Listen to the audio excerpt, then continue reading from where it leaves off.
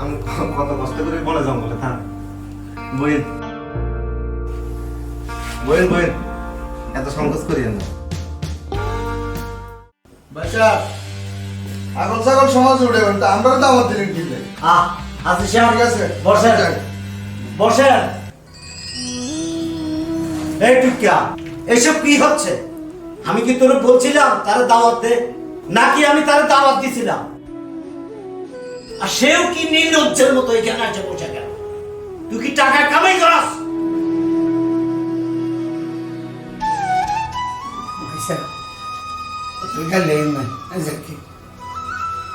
এত কষ্ট কোনো সময় হয় না। আমরা দুজন রাত জমিয়ে ঘুরলেছি না, তো কষ্ট হয় না।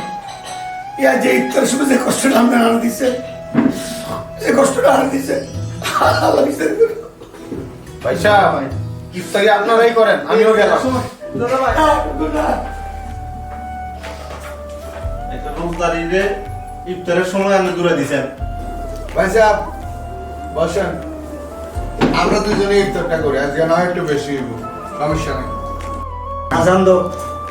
হাজি সাহেব ভাইসা আসান দিত কিন্তু আসরের হরে দেখলাম যে ধরুন টাইম নেই আর খাইলেন কিতে করবেন আপনারা খবর তাই বুঝি কেউ না জানলেও বলো তুলে অন্তত বসে আলে জানি আমি আর পূজার নৌকার কাছে ডরাইলে আল্লাহরে ডরাই না আটার ডরাইলে আপনি আসসালামু আলাইকুম মাস্টার সাহেব। আমি তো